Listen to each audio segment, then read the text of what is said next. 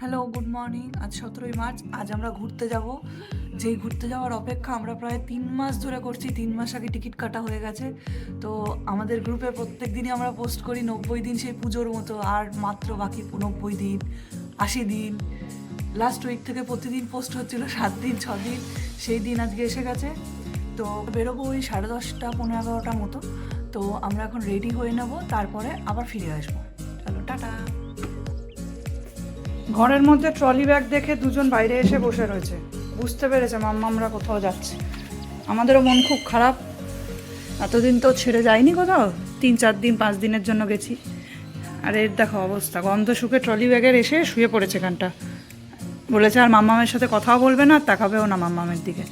আর ও তো কিছুই বোঝে না বেচারা, বোঝে সবই।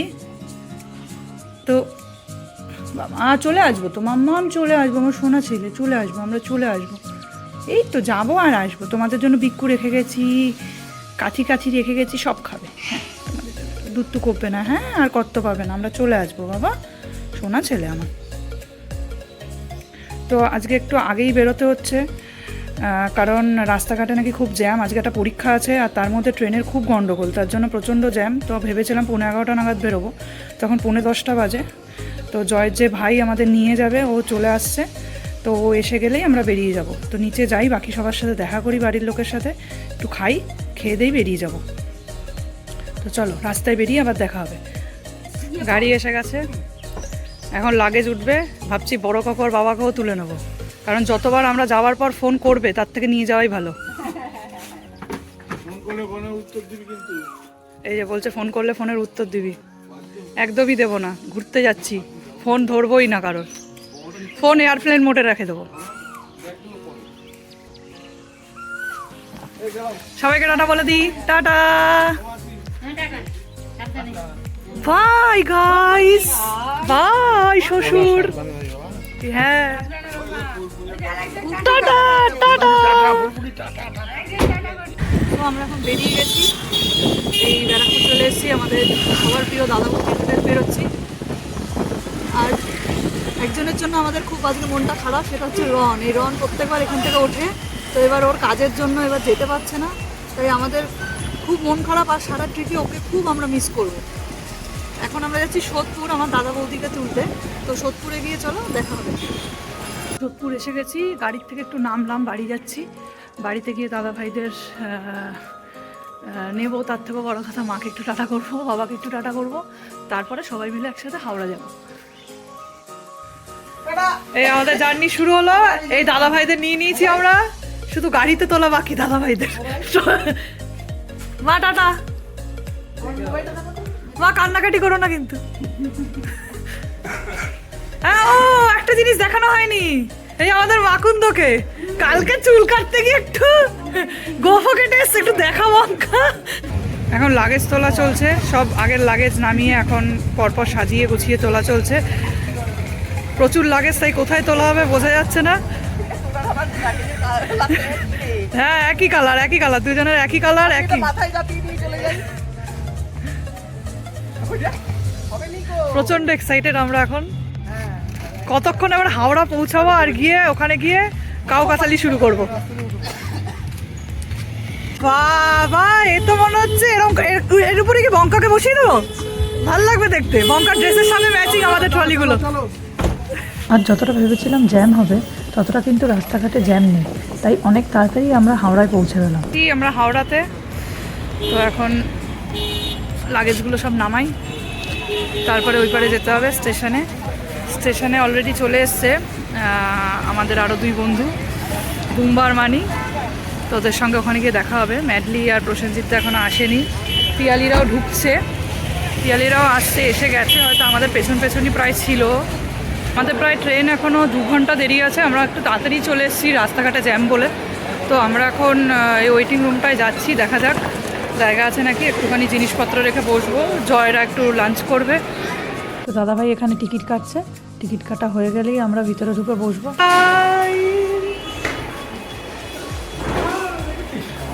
আর সেই পার্টনার মনে হচ্ছে সবাই ব্ল্যাকই পড়েছে।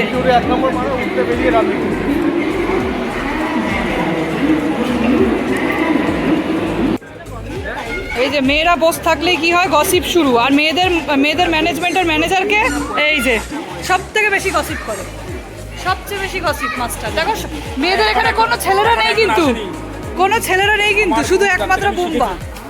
মেয়েদের মাঝখানে সবসময় বুম্বা। ওকে আমি সেক্রেটারি বানাবো আমাদের মহিলা মহলের। আমাদের ট্রেন দিয়ে দিয়েছে, তাই এখন সবাই যাব নিচে। ম্যাডলিরা এসে দাঁড়িয়ে রয়েছে নিচে, এই জাস্ট আসলো ওরা। তো চলো নিচে যাওয়া যাক, সবাই লাগেজগুলো নিয়ে নিই। এই যে আবার সেই পার্টনার। আমাদের মনে হচ্ছে ট্রেন থেকে নামিয়ে দেবে। সবার কাছে একের অধিক ব্যাগ, মিনিমাম একটা করে ট্রলি সবার কাছে। হ্যাঁ, আমরা দুজন মিলে একটা বাড়তে শোবো, আর বাকিতে ট্রলি রেখে দেবো সবাই। ওই যে ম্যাডলিয়ার বসে চিন্তা।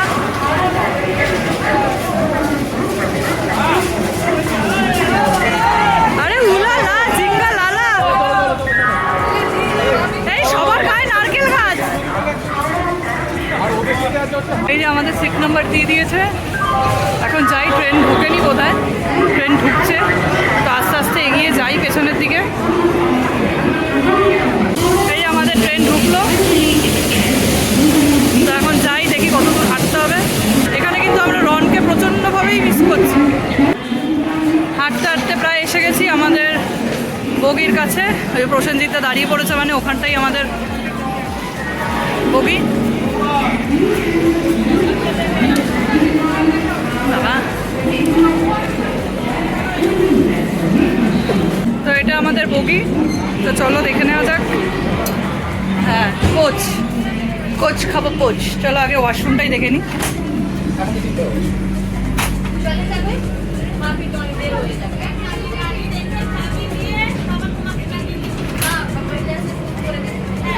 ওয়াশরুমগুলো পরিষ্কারই আছে। এটা স্নান করার জায়গা, এই স্নানের সব ইকুইপমেন্টস রয়েছে, পরিষ্কার রয়েছে একদম। চলো এবার ভিতরটা দেখে নেওয়া যাক। এই লম্বা করিডোরের এক পাশেই পরপর রয়েছে কূপ আর কেবিন। কূপে দুটো শোয়ার জায়গা আর কেবিনে থাকে 4টে। কেবিনে আবার মিরর সাইজটা কূপের তুলনায় অনেকটাই ছোট। আবার এদিকে ওপরে ওঠার জন্য আলাদাভাবে স্টেপও করা আছে। 3 টায়ার আর 2 টায়ারের থেকে এই বেডগুলোর স্পেস আর সাইজ অনেকটাই বড়। আবার ভিতর থেকে ডোর লক করারও ব্যবস্থা আছে, যেটা সব থেকে মজা। আমাদের ট্রেন ছেড়ে দিয়েছে, ঠিক রাইট টাইমে ছেড়েছে। এখন দেখা যাক কালকে রাইট টাইমে পৌঁছায় নাকি। এই যে, আর এইদিকে আমরা বাঙালি তার প্রমাণ, নিজেদের মতো সংসার গুছিয়ে নিই আমরা। কি সুন্দর দেখো, নিজেদের মতো তুলে দিয়েছি। এখন একদিনের জন্য এটা আমাদেরই রুম। রাজধানী ফার্স্ট ক্লাসে উঠে সবাই স্যুপ খাবে, কত কিছু খাবে। আমি কি খাচ্ছি? মেরি, সব সময় সঙ্গী মেরি বিস্কুট। ট্রেন এখন প্রচণ্ড গতিতে ছুটে চলেছে নিজের গন্তব্যের দিকে। প্রসঙ্গত বলে রাখি, আমার এই ব্লগ বানানোর একটা প্রধান কারণ হলো আমাদের এই ট্যুরের সমস্ত গুড মেমোরিজগুলো ক্যাপচার করে রাখা। ও মাই গড, এটা কে? ট্রেনে কি সিমরানকে তুলবে নাকি? সিমরান বলে কেউ আসছে না, তাই দাদা ভাই আবার উঠে যাচ্ছে গাড়ির মধ্যে। ভেবেছিল কেউ দৌড়াতে দৌড়াতে আসবে, দাদা ভাই হাত বাড়াবে, দেখতে সব ছেলেরাই আসছে।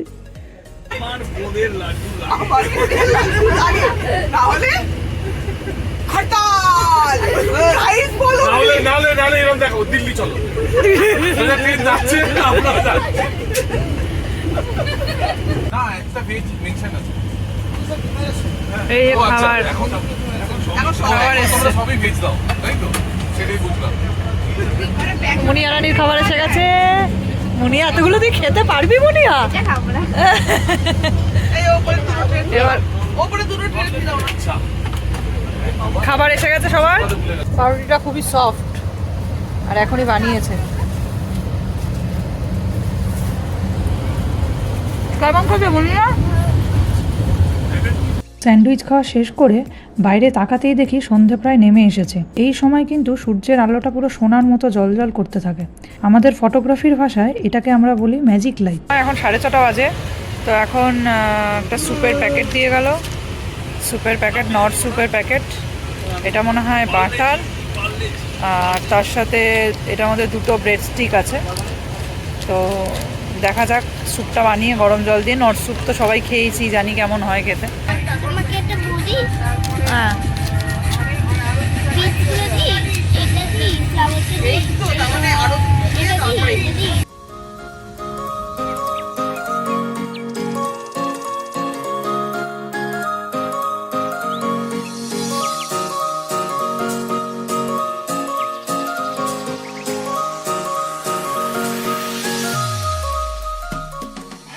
মায়ের সাথে খেলতে খেলতেই দেখি ডিনার চলে এসছে। এখানে তো সারাদিন বসে বসেই শুধু আমরা খেয়ে যাচ্ছি। আগের স্যুপটা এখনও হজম হয়নি, চলে এসছে ভাত, রুটি, ডাল, সবজি আর মাংস, তার সাথে দই। কিন্তু এদেরও তো টাইমিং, 8:30টায় দেবে এরা ডিনার। আমি যেহেতু চিকেন খাই না তাই আমাকে ডিম দিয়েছে। এই যে সবাই বসে পড়েছে এখন সেই হস্টেলের মতো খেতে পরপর। আমি আর মুনিয়া উপরে বসেছি। তো খাবারের কোয়ালিটি ভালোই। শেষ পাতে আবার আইসক্রিম দেবে শুনে মুনিয়ার আর খুশি ধরছে না। এখন এসছে মুনিয়ার favourite ice cream, vanilla ice cream. Muniya বলেছে আমার আইসক্রিমটা ওই নাকি খাবে। এবার অনেকজন আইসক্রিম খাবে না এখন বলেছে, তাই মুনিয়া কি এবার সবার আইসক্রিমটা খাবে এটাই দেখে নি। মুনিয়া আইসক্রিম খাওয়া শেষ করে ঘুমোতেও চলে গেছে, আর সেই সাথে আমরা পাটনা স্টেশনেও ঢুকে গেছি। আর যাওয়ার আগে মুনিয়া আমাকে বলে গেছে আমি যেন ঘুম থেকে উঠে সবার আগে ওকেই ডাকি। তাহলে চলো, দেখা হচ্ছে কালকের ব্লগে। Tata, good night.